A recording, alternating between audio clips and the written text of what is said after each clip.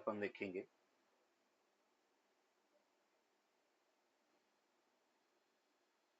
the wave associated with matter is called matter wave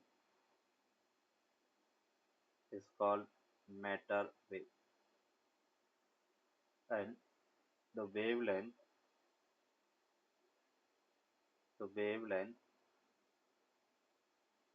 of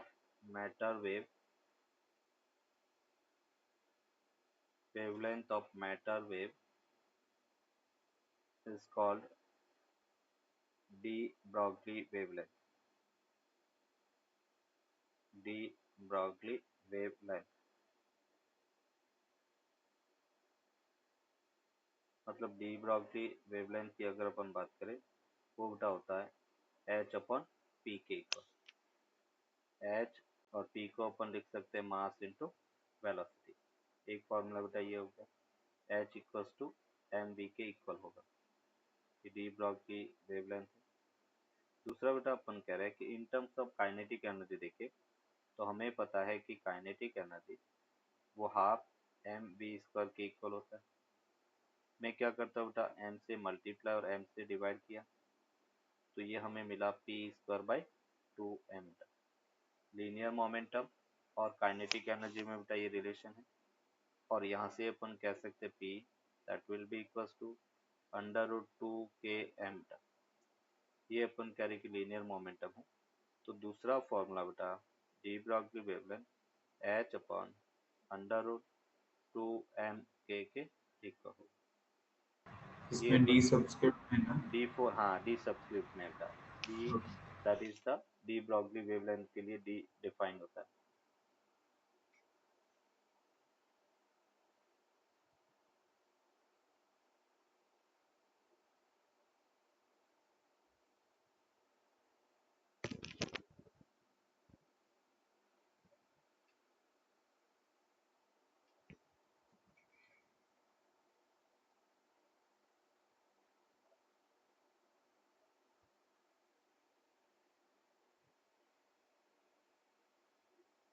With the microscopic particles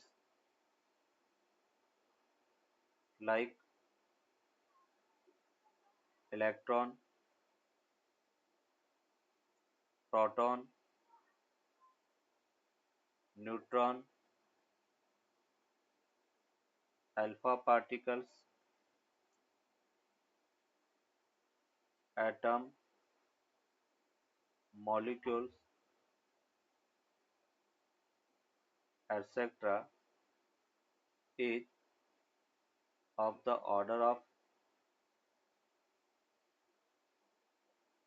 10⁻⁻10 meter is equal to the wavelength of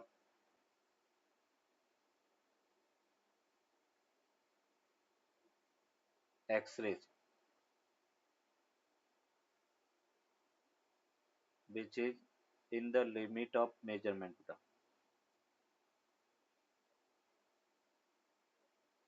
which is in the limit of measurement, जिसको अपन major कर सकते हैं। हम x ray की major कर सकते हैं तो इनकी भी वेवलेंथ को अपन मेजर कर सकते हैं। Hence the wave nature of these particles are observable. Wave nature of these particles are observable.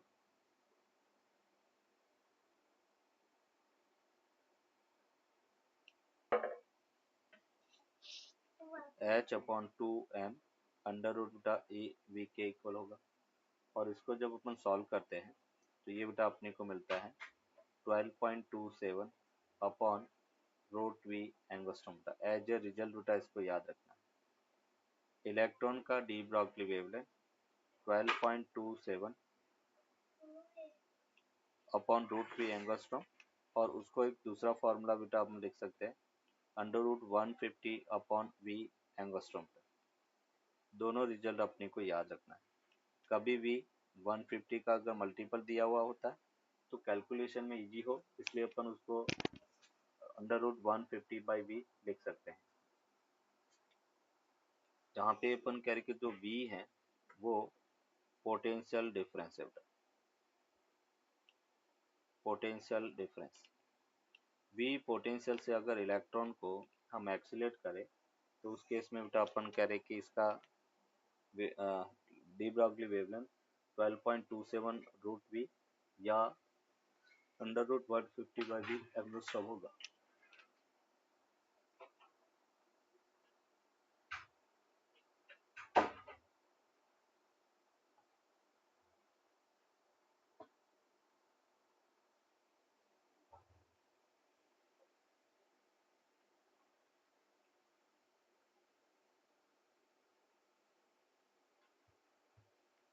Noted. Yes. Second बेटा अपन कह रहे हैं इलेक्ट्रॉन के बाद में हम बात करते हैं de Broglie wavelength of proton. D Broglie wavelength of proton. Proton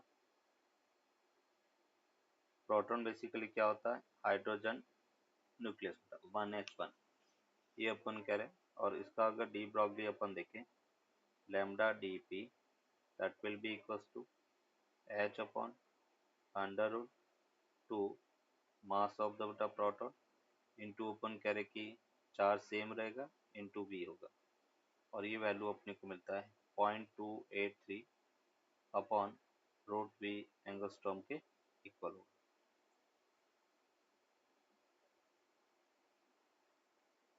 third particle अपन बात कर रहे हैं de Broglie wavelength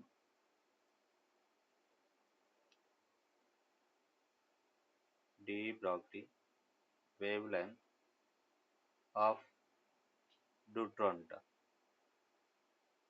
and deuteron होता है आइसोमर ऑफ हाइड्रोजन का, हाइड्रोजन का आइसोमर होता है, तो वो 1h2 होता था, सॉरी आइसोटोप हाइड्रोजन का 1h2 था।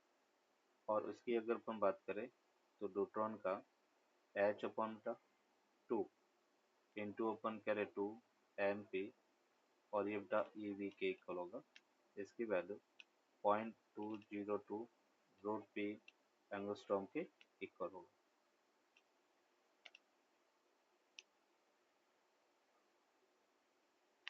फिर अपन बात कर रहे हैं de Broglie wavelength of alpha particle का। De Broglie wavelength of alpha particle. Alpha particles क्या है बेटा? Helium nucleus 2He4। इस यहाँ से अपने को अल्फा की बात करें h अपॉन √2 मास बेटा 4 times mass of the proton हो गया, चार्ज 2 ही हो गया इंटू वी हो गया, मतलब यहाँ पे अपने को मिलेगा 0.101 अपॉन √v एंगस्ट्रॉम के इक्वल हो।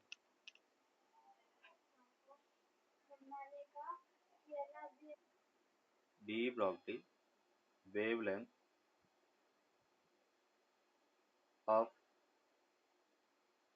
अनचार्ज पार्टिकल।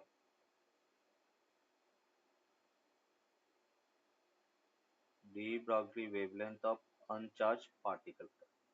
जैसे अपन कह रहे हैं अगर अनचार्ज पार्टिकल है तो उस केस में डी ब्रॉगली वेवलेंथ का फॉर्मूला होता है h अपन √2 m के इक्वल है। अनचार्ज पार्टिकल का अगर काइनेटिक एनर्जी देखे बेटा तो उसके पास थर्मियोनिक एनर्जी होगी बेटा, और थर्मियोनिक एनर्जी है तो उसको अपन लिख सकते हैं 3/2 kBt अगर मोनोएटॉमिक पार्टिकल है। तो डी ब्रॉगली वेवलेंथ को हमने लिखा h अपॉन ये बेटा 2m, और उसको हम लिख सकते हैं 3/2 kBt। के बी यहाँ पे बोल्ट्जमान कांस्टेंट है, मतलब इसको अपन कहेंगे 2 से 2 बेटा कैंसिल आउट, तो जो डी ब्रॉगली वेवलेंथ है वो हमें मिला h upon under root 3m के के इक्वल होगा। मतलब डी ब्रॉगली वेवलेंथ है अनचार्ज पार्टिकल के टेम्परेचर के बटा रूट टी के इन्वर्सली प्रोपोर्शनल होगा। टी अगर बढ़ेगा तो वेवलेंथ अपन कह रहे कि इंक्रीज होगी और टी डिक्रीज होगा। यहाँ पे टी है that must be in kelvin. Degree Celsius में रखेंगे तो आंसर रॉन्ग मिलेगा, ऐसा यूनिट में रखना है इसको। तो टी को अपन केल्विन के अंदर पुट करेंगे।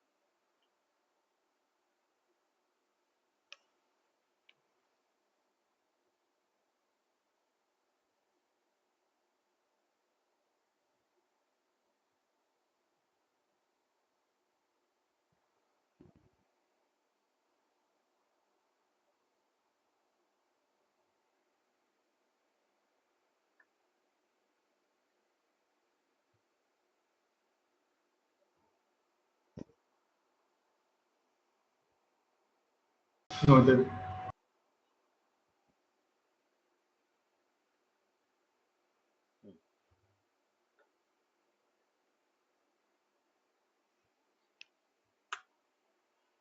नेक्स्ट देखो बेटा, नेक्स्ट अपन बात करेंगे explanation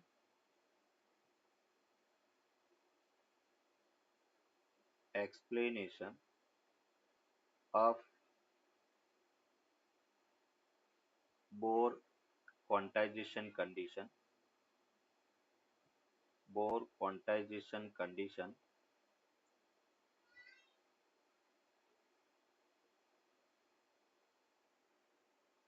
on the basis of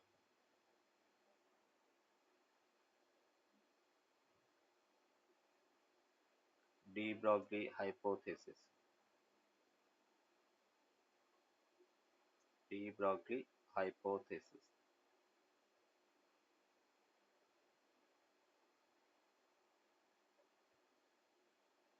जैसे बोर्स ने क्वांटाइजेशन लॉ क्या कहता है कि इलेक्ट्रॉन उसी ऑर्बिट में मोशन करेगा जिसका एंगुलर मोमेंटम h/2 का इंटीजर मल्टीपल होता है। इसको अपन डी ब्रॉगली हाइपोथेसिस से कैसे एक्सप्लेन करेंगे, तो डी ब्रॉगली ने इसको एक्सप्लेन किया according to de Broglie hypothesis, according to de Broglie, electrons revolve round the nucleus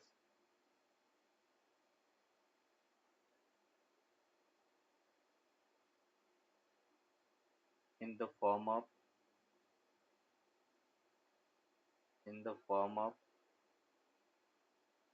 stationary waves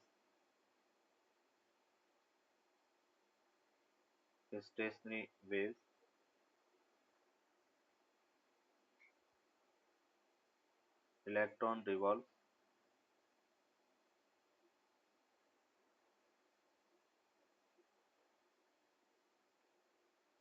only in those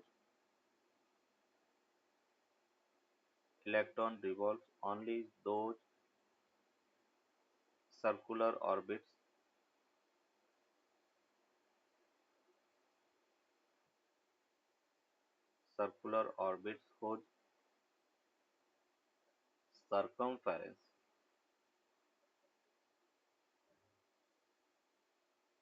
whose circumference is an integral multiple of de Broglie wavelength।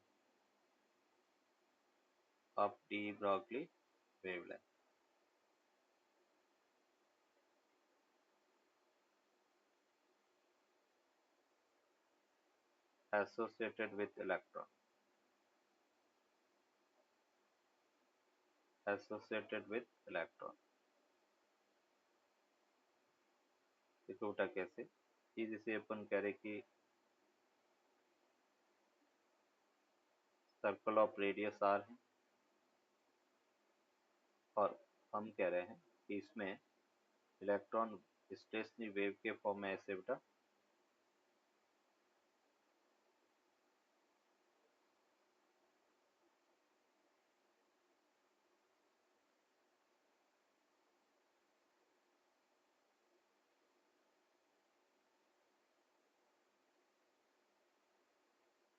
ऐसे बेटा अपन कह रहे कि ये rotate करेगा। अभी यहाँ पे अपन कह रहे कि वेवलेंथ हम डिफाइन करें तो वेवलेंथ क्या होता है, क्रेस्ट टू क्रेस्ट के बीच की डिस्टेंस बेटा लैम्डा हो गया। तो ये एक लैम्डा, दूसरा लैम्डा, तीसरा, चौथा, इसमें 5 लैम्डा बनेंगे। तो हम ये कह रहे हैं कि जो 2πr है बेटा सर्कमफेरेंस, वो इंटीजर मल्टीपल ऑफ वेवलेंथ होता है, डी ब्रॉगली वेवलेंथ होता है, n इंटू लैम्डा होता है। अभी हम क्या करते हैं कि लैम्डा इक्वल्स टू बेटा हमें पता है h अपॉन एम बी के इक्वल होता है। तो मैं इसको ये लिख सकता हूँ लैम्डा, लैम्डा जो डी ब्रॉगली वेवलेंथ है उसको हमने लिखा h अपॉन एम बी, तो 2πr equals to n h upon m v के इक्वल है।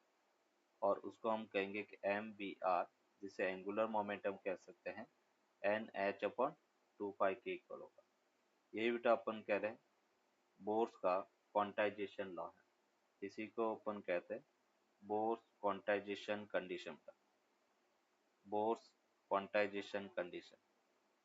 Angular momentum is equal to integer multiple upon H upon 2π। बेटा एम बी आर क्या होता है, angular momentum,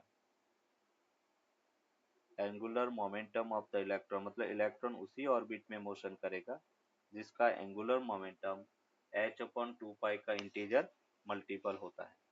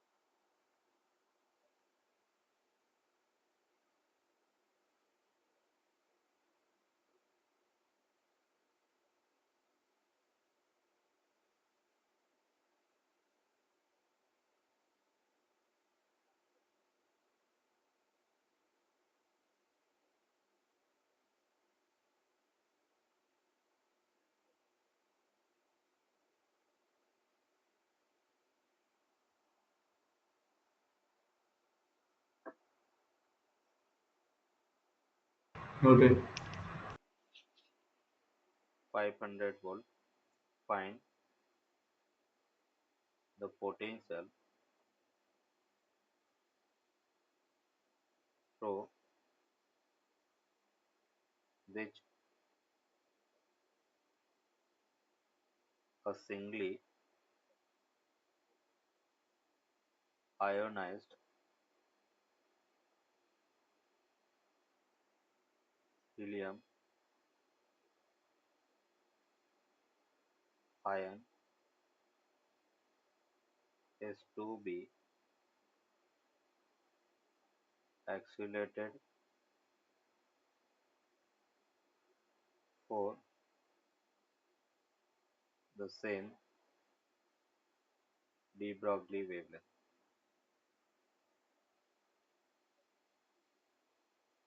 same de Broglie wavelength।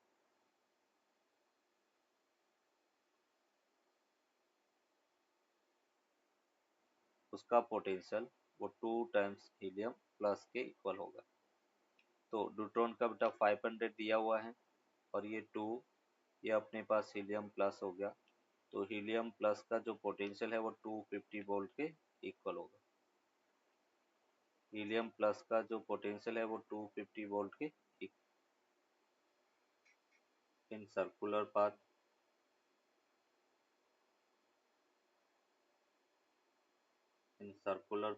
of radius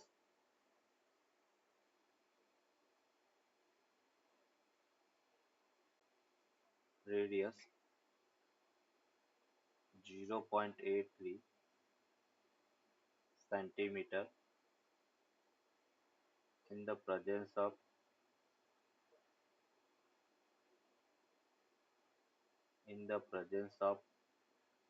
a magnetic field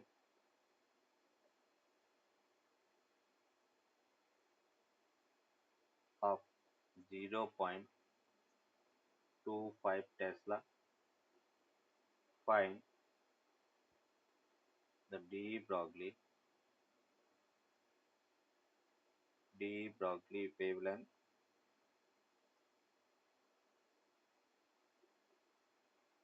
with the particle. Wavelength associated with particle.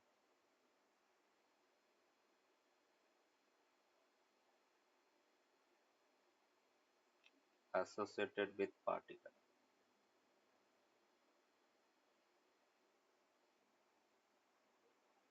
ये बेटा 3 हो गया and ये 1 हो गया, विथ माइनस हो गया। ठीक है, तो मैं क्या करता हूँ 100 से बेटा और मल्टीप्लाई कर लेता हूँ तो +2 आ गया। तो यहाँ से 8/83 और इसको अपन लिख सकते हैं 10⁻⁻11 है ना। और ये वैल्यू कितना होगा तो हमें मिला 80/83, 10 से मल्टीप्लाई 10 से डिवाइड कर दिया तो 80/83 इंटू अपन कहेंगे 10⁻12 हो गया। तो यहाँ से अपने को मिला पॉइंट, ये बेटा अपन कह रहे कि 9.9 समथिंग होगा और 10 से तो 0.009 इंटू 10⁻⁻10 और उसको हम कह सकते हैं lambda, that is approximate 0.01 angstrom होगा। ये अपन कह रहे कि इसका वेवलेंथ होगा।